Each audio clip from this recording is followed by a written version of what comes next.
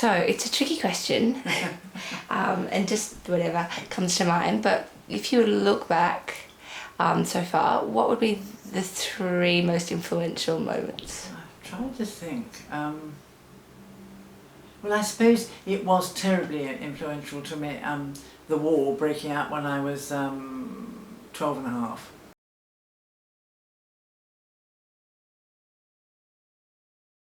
So that all the time I was growing up there was a war, and so you know it very much affected one. We just lived with people. We didn't have a house because you'd moved out of your house, and then my grandmother had to move out of her house because she was in London, and in fact a bomb did drop in her house, but it dropped through a ceiling and fell into a sand bucket. And didn't go off? No, it was an incendiary, and you had sand to stop, to stop them going off. So she was very lucky like that. But no one knew really. So we used to spend. We never knew. We had to go to boarding school, and we never used to know when we were going to where we'd be staying the holidays. My mum would arrange, different friends, and we'd stay with them. And that was in London? No, you kept out of London really, because that's where most of the Blitz was. I think now the first. Trying to think. I went to boarding school, that's right, just at the beginning, which was I never liked, and that was awful. She was in the south of France, and I came back and had to go straight to boarding school, which I really hated. And then I suppose she must have come back. So we spent I think quite often summer holidays in Cornwall, which was very nice. And you could stay in hotels very cheaply then; they didn't cost anything much. And then I think in the end we went and lived with a godmother of mine outside Oxford. And well, that was during the Blitz, and my mother used to go up every other day and work, with the people who'd been bombed out. And she would work with them for 24 hours. Then she'd come back and have 24 hours off, and then she'd go off again and do it again. So people had been bombed out. Yeah. What would that do? Well, the Blitz was the whole of London, so that at that particular time, people would be in the bomb shelters, and then if you got bombed and you hadn't got a house and there was nothing left at all, you'd come out and you would go for help to somewhere. There were these places where you went for help, and as I say, she would go there and do whatever was needed, driving people or looking after people. And so she'd go up on, say, a train about, I think she used to go about 8 in the morning, and she'd work the whole of 24 hours, then she'd come back and really sleep mostly. And what did your dad do?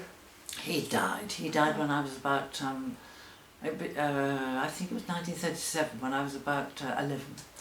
And so I didn't know him very well because I think my parents separated, I think, when I was about 8 or 9. And then he went back and lived. He worked in the university, he was what was called a don, a lecturer and so on. And so he went and lived with his mother, and then he died. What was he a lecturer in? Classics, Greek and Latin. Oh, really? Yes.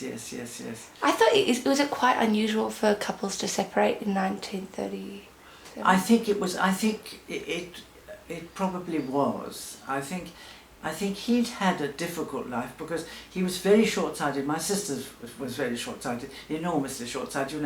Pebble glasses, which meant he couldn't join up in the First World War, and it made him feel absolutely awful, always that, I think.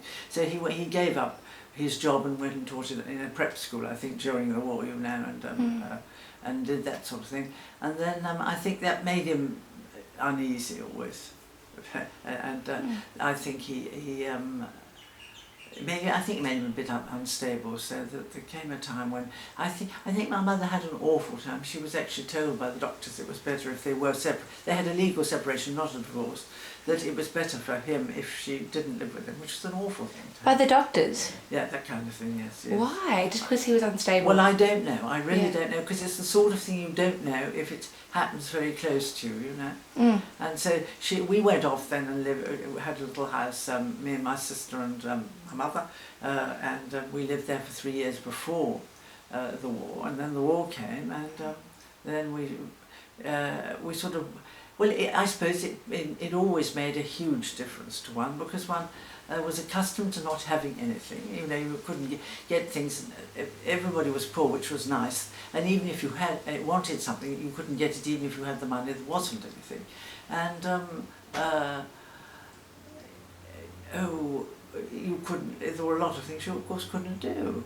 So that sort of like all the people after my generation really, when they grew up, they could go off and learn, whip across the channel and learn French or German or Italian. Well, you see, we couldn't do any of those things because if there were Germans, they were interned, and if they were French, well, you would learn French, but you've got to go to the country to really talk and that sort of thing. So one always felt like you'd missed a lot in a funny way. But then so this is World War II. So then, as you got older, though, you got more involved in. Yes, because at the end of the time, I suppose the last year of the war, I left school. There was an awful business with the headmistress saying I must stay on and do sixth form, and I said, well, there's a war on, and I'm not really an academic person. I think it'd be much better if I went and did something, because everybody, I know your parents' generation all think, well, I mean, there isn't a right and a wrong to wars, but that war you did feel there was. You did really feel that you would kill all the Jews and take over all the countries, Jews, homosexuals, gypsies, anybody they didn't like was non-Aryan, they just got rid of. And so one did feel that there was something to fight for, really. So when I was, I suppose, nearly 18, 17 and 3/4, I joined the Wrens, the Women's Navy, and one had all that sort of funny business about being in uniform, that kind of thing. That was good, though, wasn't it, putting in the uniform? Well, it was, we had a funny job. What we did was, actually what I was sort of mustered into was, we had 3 weeks when you just marched all the time up in Scotland, near Lomond, just outside Glasgow, and we marched endlessly the whole time, and then we came down and we were directed to whatever jobs we were going to do. You didn't really have much choice, and we were all directed to the people who did all the breaking of the codes, who were in Bletchley. We were a sub-centre of that, and what we did was actually to run. You had to run if someone thought they'd got the breaking of it, you had to run all the bits on a machine to see if they had got it right. So we were just operating machines, and which were in fact the first computers. I mean, you had 3 rows of circles. The first one went very slowly, the second one went medium, and the third one went fast, and they all had A, B, C, D, so that everything had to be checked mechanically, not electronically like they are now, but it was, all the drums had to go around so that they, checked everywhere which was the one, and so we used to have to maintain these. I mean, we had to operate these machines. So it's like Morse code, that sort of thing? No, it was actually, if you think of a computer, you've got to get, I mean, you run it and it whizzes through, and it does all the alternatives you can get till it gets one that works. Well, in this case, you had actually 3 rows of 3 sets of alphabet, and you had to go through first of all you did the fast ones through with the other 2 on, say you've got A, B, C, D, F right through on the bottom one, and the 2 other ones stay at A. Then the middle one goes half that speed and changes that, so that you're getting all the alternatives of what it can be. And so you'd set up your we weren't allowed to talk about it, and it was completely so. It all had sort of funny names, like the machine you worked on we called a bomb, and then called it bomb. A bomb, yes, they were called bombs. Everything was arranged so it was difficult for you to explain what you were doing to people. And in those days, if you signed the Official Secret Act, I mean, it was a long time. It must have been 30 years or something before people talked about it, or allowed to talk about it. I mean, my mother always said, you're doing codes, aren't you? And I just never answered it. I mean, you wouldn't, nowadays everybody would get it out of people, but people didn't. If you were told, if you signed the Official Secrets Act, you didn't actually tell anybody. It's quite exciting. Was it exciting? Not in the least, no. And you'd work 8 till 4 the first week, 4 till midnight, I think, is it 4, 5, 7, 8, 9? Yes, midnight the second week, and midnight till 8 the third week. And so you were, by the time you'd done the midnight till 8, you were so tired. Sometimes you had a job to do, sometimes there was nothing to do, and you'd be sitting, and they used to give us free cigarettes, so we'd smoke them to keep awake, and it had to be enormously all the windows were shut and the blackout had to be all, no light ever was allowed out, so it was frightfully stuffy in there. And and we all got frightfully. I remember when I first went there, I thought everybody looked so white, they looked, and everybody was really tired. And then on the last week, you did the 3 days off of the 3 shifts, and then you got 5 days off when you could go home. And how long did you do that for? I know you also did the trucks. Well, I suppose I did that until victory in Europe, which was about a year. And then I was sent to drive trucks, and we were taught by the bus drivers. We went up to the bus drivers where they're taught to drive in London, and we were the first lot actually that went. And so we drove around London in trucks. What was it like learning about those nuclear bombs? Well, no one really knew about them until it happened, and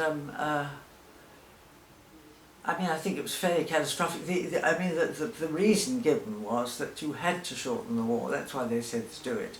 I don't think anybody knew how awful they were going to be either. And to get the war finished with Japan, because it could have gone on and on forever. And I think their emperor was a very a remarkable man, and he realised after the tube being dropped that the best thing to do.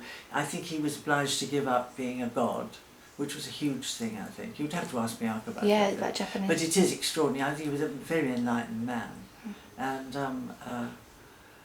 so then, of course, everybody had to try and, organise the peace and all, and really, I suppose, I mean, these awful things like punishing people who've done awful things. I mean, when you didn't have newsreel, you didn't have television in those days, so the only way you saw the news was going to the cinema. And so when they found the concentration camps, and you went to the cinema and you saw that newsreel, I mean, it was appalling. People were absolutely shattered by how awful it was, all these wretched people tottering about, And they said that the first troops that went into Dachau or Auschwitz, Belsen or Auschwitz, all those places, nearly all those people died because what there must have been in the way of ghastly, germs there. Oh, so it was a real killer, I think.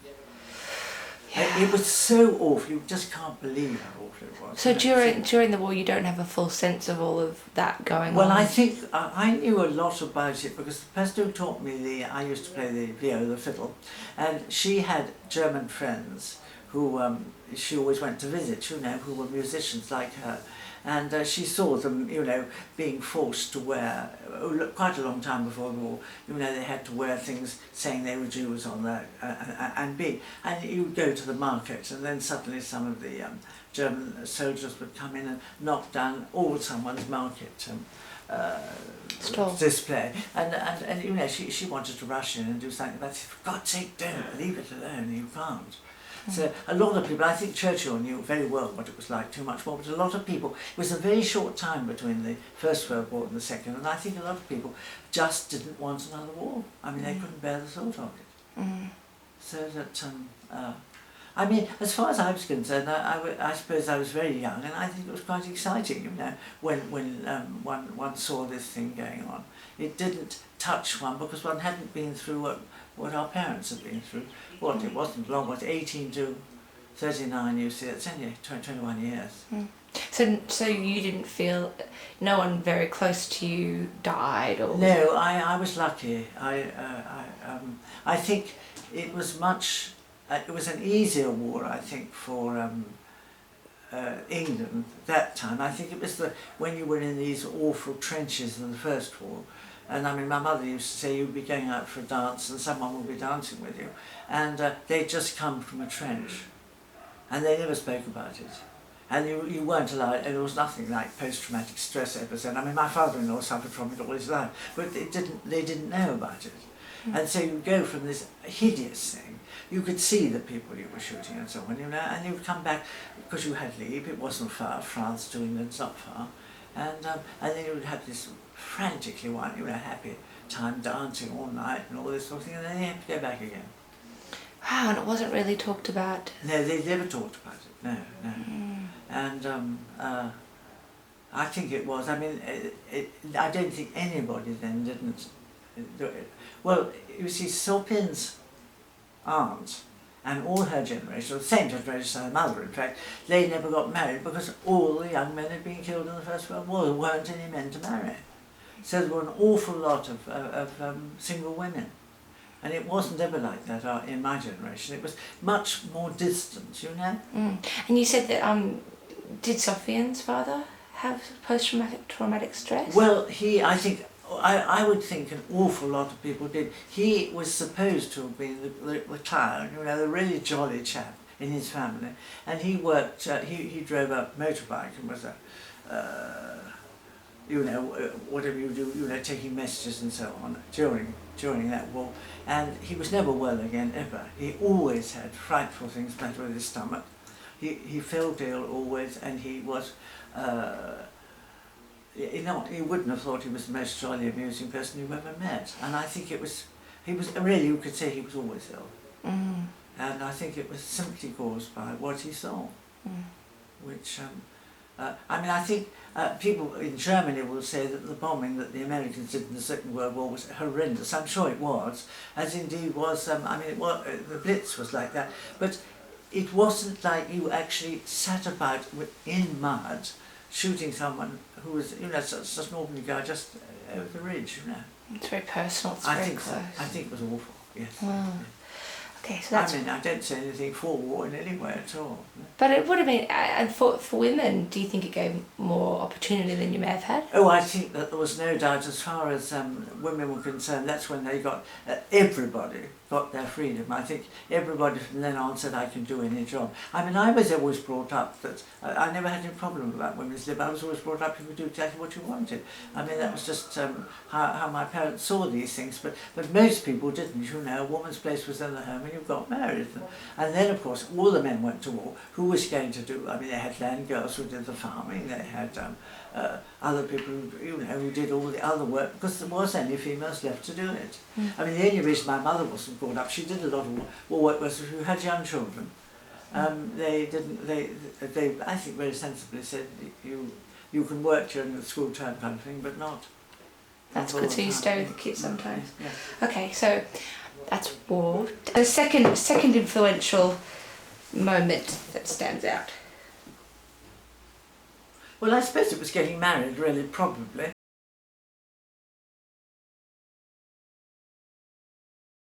I went to art school after the war, and Sophia was at the same art school, and we knew each other for a while, and then we decided to get married. How did you, so you guys were both studying art? Yes, we both studied fine art at, which meant that you did, he did a diploma. I got, because I was actually demobbed too late, I couldn't do a diploma, but I could do the courses that I wanted to do, but I didn't get the diploma at the end. And so what you did, you first of all, you started off when you were learning to draw in the antique room, and you just drew antiques, you know, what were still lives. Then when you were considered okay, then you came into the life room, and we used to have life models. If you were in the drawing, it would be, they'd change every hour right through the day, and if you were painting, they'd stay for, I think, alternate days for 3 weeks, I think. The model would stay for 3 weeks? Alternate days, so right. They'd get back into the same thing so that you had time to paint it, and then you learnt architecture, you learnt perspective, you learnt history of art, and so on and so on. So you learned a lot of stuff, and it took about 3 years, I think. And by the end of that, we got married in the middle of this, and by the end of that 3 years, I was pregnant, so I couldn't have gone on anyhow. And of course that rather brought, you know, that was an extraordinary experience, really, when you suddenly realise that you know, I didn't really want to get married because I wanted to get on and do all the things I wanted to do, and in those days, really, it was frightfully difficult to. I mean, some people were madly successful in controlling their families, but most people weren't. And so then I got into having to be a mother, and sort of once they got to about 5, I found I could again paint and do that sort of thing, and we started looking for. We were living in London. We went to live in the country because really it's hopeless bringing up children in London, I think. And Sophie got a job anyhow in the country. And why is it too expensive, or? Well, you know, in the country in those days, you just let the children out the back door and they played in it. We had quite a big garden with a big orchard, and you probably didn't see them all day. Whereas in London, you've got to take them out and that sort of thing. And so it really was. It really was much more countrified, I think, than it is now, in a way. I think still. I mean, I was talking to someone the other day, and they were saying that in Sydney, people, you know, are high-rise flats. And they've got to take their children downstairs and go and sit with them in the park. And I mean, I just open the back door and say, go out and play, you know. It's easier. Yeah. How old were you when you married Sophie? I married, I was 22, I think. 22. And just to backtrack, how did you fall in love with Sophie straight away? Like, did you just... Well, we eyed each other across the Slade for a good length of time, I think, and then we. I really, honestly, didn't want to get married because I mean, I liked him very much, and I knew he was sort of the person. But I wanted to get on and do all the things, because you see, if you have, you know, 2 or 3 years cut out of just when you've left school, there's a lot you've got to catch up on, so that it was difficult then. So I think a couple of times I didn't answer him, or I pretended I hadn't heard him, and then I think he came down. I think he hitchhiked down when my mother had a house in Kent, and I used to come down, you know, spend Christmas with him, and I think then I thought I'd better say yes, else, you know, he might slip away. Say yes to him asking you out on a date, or say yes to the marriage? Yeah, marriage. It happens that quickly? No, well, I mean, we'd been at a couple of years at the Slade, I suppose. When you say, sorry, I'm just going back at this again, when you say that you knew that Sophie was the one, did you date any other people? Like, is that how it worked in those days? Oh, I think people used to. I used to go out with people, yes, from, you know, from the outskirts, somewhat, you know, one would go out. And yeah, I mean, all you could do was just go out. Mostly, we were all so hard up, you paid for yourself, you know, you'd go out and have, but I mean, a luscious meal then would be, as far as we were concerned, you'd go, there was a nice cafe not far up the road from the Slade, and you'd go there and you'd have eggs and bacon, beans, sausages and tomatoes, you know. And I mean, that to have all that stuff, you see, because meat was rationed, butter was rationed, cheese was rationed, tea was rationed, everything was rationed. So that was a real good blowout. And I forget what it cost. It wasn't very much. Yeah. We'd do that. So it was. Oh yes, it was sort of like. A bit sort of comradely, I think, in a way, and not necessarily serious.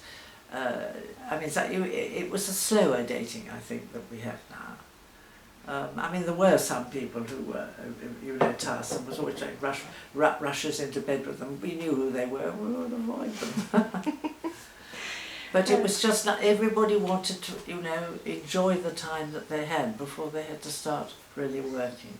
Yeah. And being a student. Yes, student yes, it's very nice. So it was very free, and then so Sophie had to get jobs, and so he had he usually used to get about one. You know, once he got his diploma, which took a while, he would go off, I think, for about a term, usually out of the year, and work somewhere else before he got his job at Dover College, when we went then to live in Kent. Mm. So as a teacher, as an art teacher? Yes. Yeah. Because I mean, he never wanted to get a diploma. He said, I just want to be a painter. And I said, but you've got to. You've got to earn some living. You know, we've got to live on something. Mm. And so, therefore, and it was funny, so he always used to, when we were in Kent, he used to usually have a job. He'd work either 3 or 4 days a week. And we had a lovely garage, which had been, I suppose, the stables, which had a loft above, and he made that into his studio. Mm-hmm. And so he would certainly paint Saturday and Sunday, and usually about 2 days in the week, and he'd work either 3 or 4 days, whichever, you know, as little as possible, because he regarded teaching as, in those days, as being, you know, he was really supposed to be being a painter. What sort of things did he paint? And did you paint? Was there a thing? It's difficult to say really. He always was an absolutely brilliant draftsman. So he used to sit about doing portraits, of people. But then he wasn't interested in selling them really. Really, he used to get rather annoyed with people he didn't like wanted to buy anything. And I just used to paint whatever I used to paint. People, landscapes, whatever it was, pictures. When I got a chance. Is there anything else that stands out as another influential? Well, I suppose that the enormous thing really was joining Silwood. I don't know if that's... And because of that and through that, we came to Australia.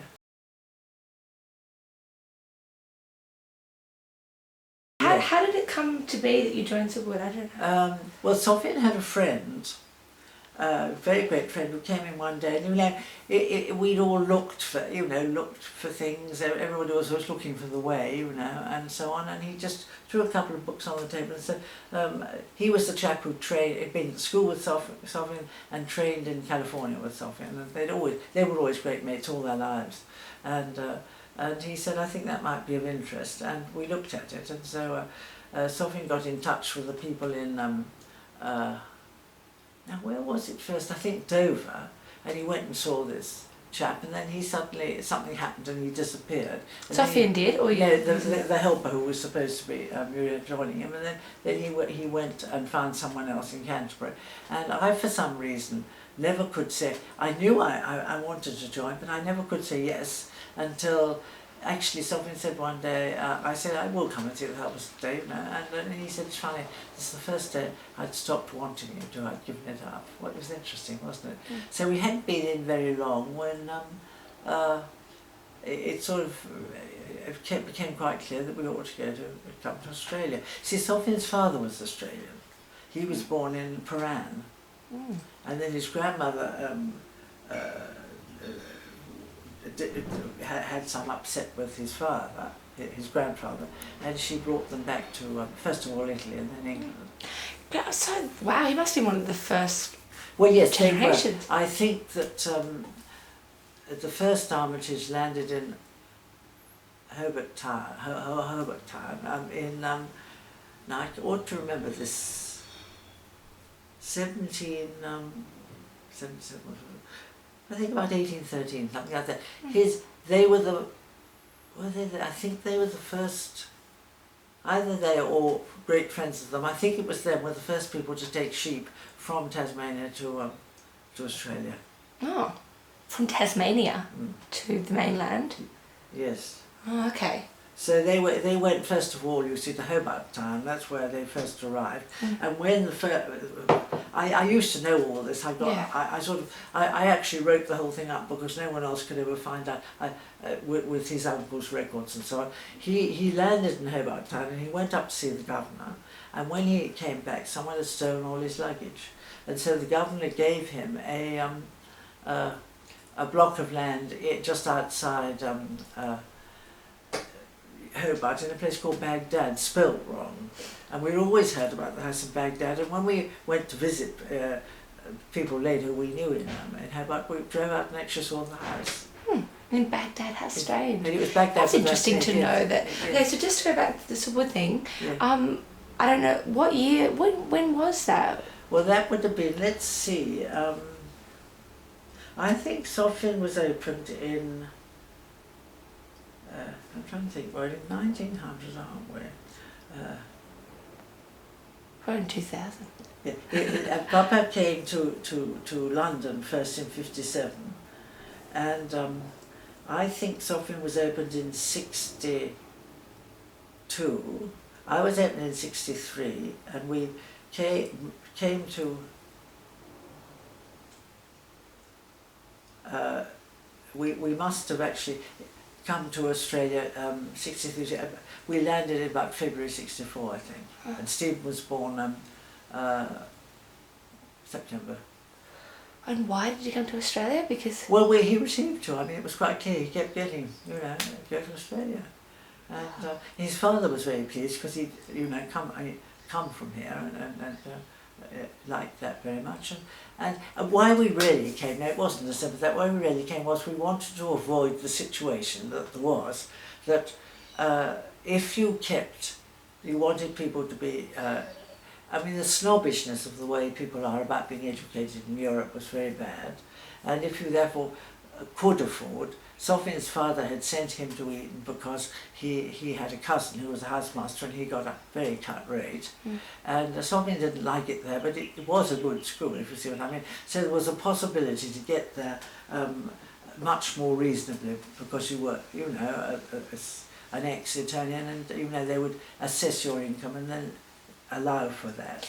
Really? To get to Australia? We both felt absolutely that the last thing that anybody wanted was, particularly I think, I don't know whether, I think it would have been worse for your father than it would have been for Harry even, because it sets you up in an awful way, going to a very good public school like that, whereas if you come here, everybody's... It's a free start. Free, and they always loved it, everybody, I mean they've always said it was the best thing we ever did for them, because there's so much snobbishness about education in Europe, and about class anyhow too, and that kind of thing. But now, and we never liked anything like that. This was a very good way of dealing with it. And he was offered to see. Now why he actually came was, it wasn't that he received it. There was a chap who kept turning up at Dover College, an awfully nice Australian with only one arm, and he used to have his long service leave. And the first time we met him in Florence when we first went there, and he said to Sophie, this was in, must have been 54. And he said to Sophie, you must come, it would be lovely if you'd come and teach. He was something to do with the education part in New South Wales, and we all laughed at the absurdity of going to Australia. I mean, it was ridiculous. And then he came again in about 62, I think, and said, look, you really should come, we really need people like you. And by that I can offer you a job. You know, so you've got your $10 passage for the grown-ups, and the children were nothing. And you had to stay 2 years. And he had the offer of any number of jobs, and and then he'd also joined Super at the same time, and it seemed to be the right thing to do. And we were really concerned about how to cope with, if you didn't send people to public schools, they probably didn't get a very good education, and if you did, you wished, it was setting up this awful class thing we didn't like. To go to Australia. So you came to Sydney? No, we booked in to come to Sydney, and then someone said, oh no, you don't want to go to Sydney, the place to go is Melbourne, it's much nicer. So actually we were on the boat before we changed our booking, and our luggage actually had to go to Sydney and come back again. And we got off in Melbourne, and that's where my father-in-law's cousin lived. She met us, you know, and welcomed us, and you know, put us into a little they hadn't got room for us to stay, a little sort of guest house place where we were for a fortnight. Sophie went to the education department, they offered him a job, and so we went off to Wangaratta, and we were there for a year. Oh, Wangaratta, really? Well, the other side of Wangaratta, a little tiny, but I suppose it was about 20, I think in miles in those days, 20 miles out of Wangaratta, a little tiny country. Well, I mean, it was really only a shop and a post office. There wasn't a shop, just a post office and a church, and it was called Borman. And so we turned up, we drove, the car came over, which cost $100, I think, to ship the car, because cars, I think in those days, were much cheaper in England than they were here. They, you know, come and go. And we had a Bedford, you know, a huge van, and so we collected everybody, and drove up. And I seemed to arrive about, it was a full moon, I remember, and I think we arrived in Wangaratta about 8 o'clock at night, went to the headmaster. Sophie had a job in the tech school because Liv wanted to go to the high school, and he said he didn't want his father teaching in the high school, so Sophie was at the tech.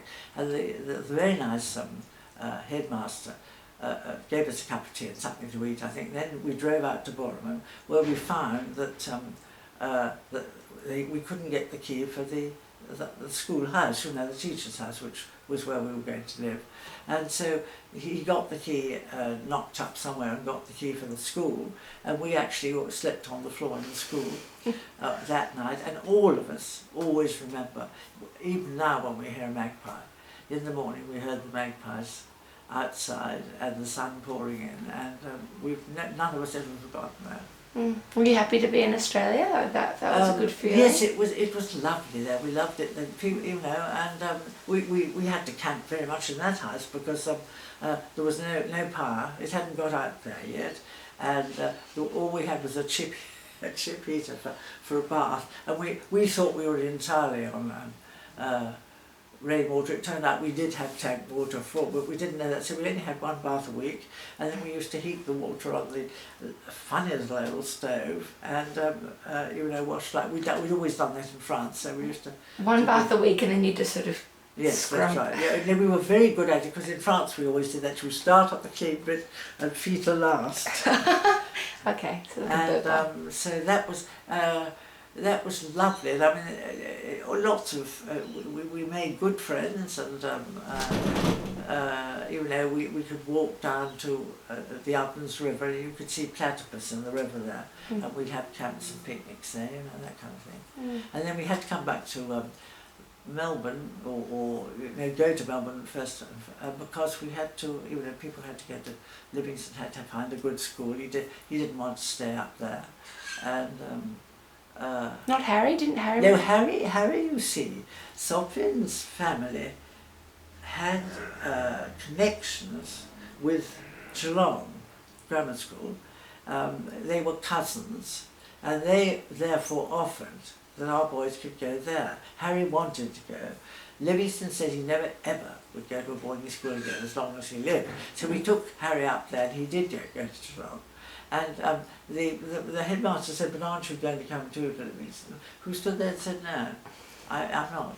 He just didn't like grammar school, boarding schools. So he withstood that, and Harry went off and actually had a shower next to Prince Charles when Prince Charles came over, you know, for a year.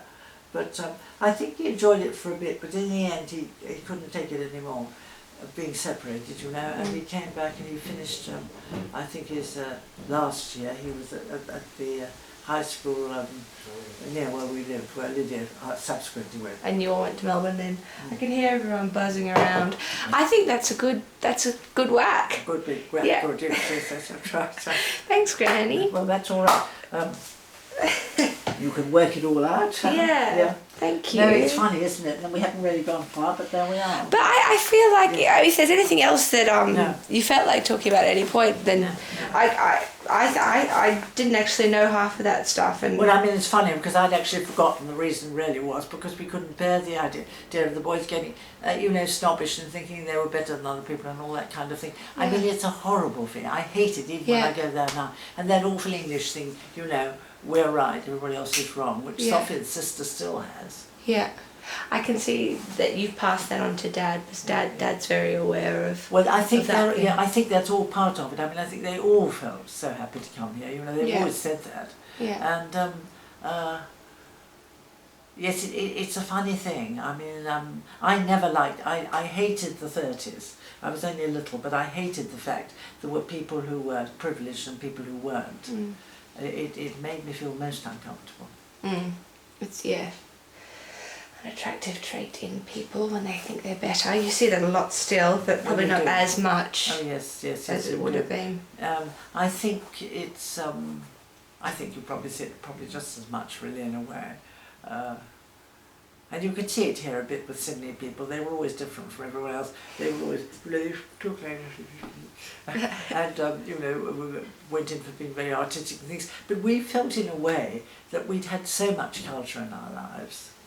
We'd seen so much that it was all right. I mean, because you didn't get that feeling here that you do get when you're in Europe, when you can go.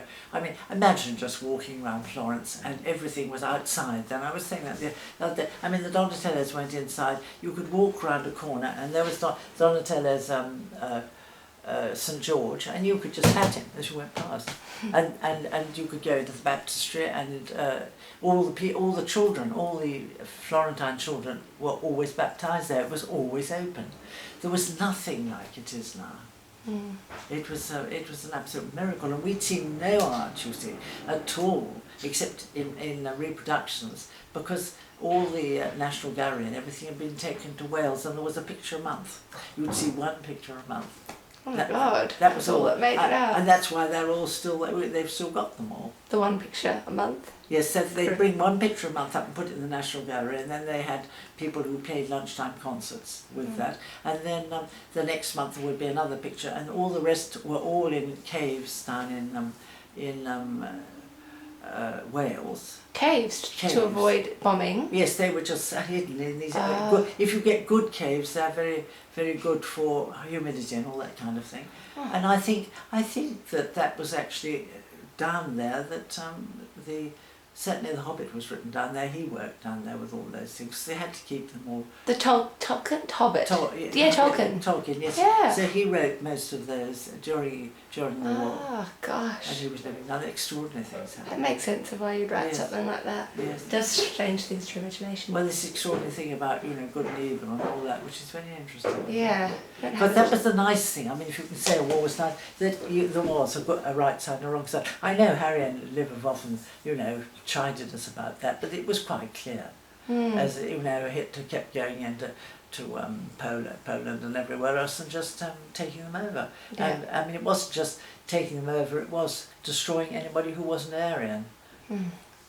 Whereas now everyone's concerned about oil and financial gain. Well, yes, one sees that it didn't. You see, people thought that was really when, as you say, women were freed, but in a sort of way, women have been less free than they ever were.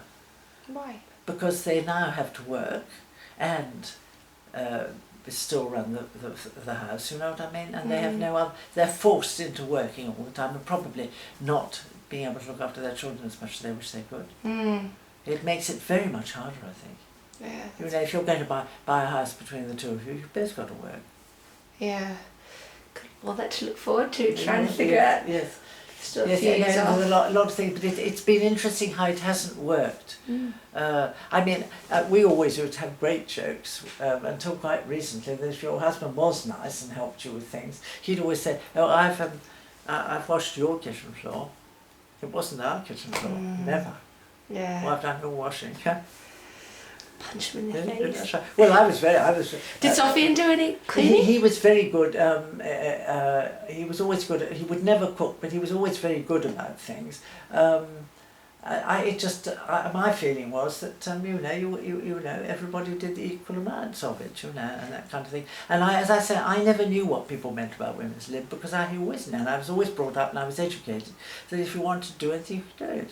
Yeah. So if you wanted to be a doctor or you wanted to be a engineer or something, you could. Which of course made me feel quite different from other people who had to sort of, the lot of women's lib that came afterwards were ferocious, awful people, I think. I'm not attractive. You just got on with it quietly and didn't burn Well, I your mean, brow. I just had always been brought up that there was no problem about it. Yeah. And but there again, you see, I came from both sides of my family where I mean, my father was a don at Cambridge, and my mother's father was a professor there. So I mean, they'd always come from educated backgrounds, which were quite different, I think, and of course they always believed that education should be a leading out, and not what my mother would now say was really more like a technical education, so you could earn your living. It wasn't. What do you think about Dad now doing? He's got this thing in Cambridge next year. Do you I think think it's lovely. I think it's lovely. Yes, I do. No, I think he's done absolutely. He's woven his way around, hasn't he? To I mean, Amelia's so impressed by his thesis. She thinks it's absolutely. Has she read it? Yes, she has. Yes, Wow. yes. She's very like that. I mean, she likes very much to do welfare work. She really thinks it's frightfully important. Great. But she did a funny course when it was, I forget what it was some sort of thing that was based on welfare and law, and she couldn't stand the people who ran it. And she came out and said, "It's absolutely awful, I can't bear it." It was some special course, which was sort of, I don't know, it was some sort of welfare and law. And in the end we just had to say, "Look, the only thing you can do is," they very kindly invited her to be in it, and she'd done it. She said, "I absolutely can't, the hair stands up, I can't bear it." And then we just said, "No, she shouldn't be doing it. It's funny, isn't it?" Oh, that's right. Well, we're done anyway. Well, there Should we we are. finish? There we are.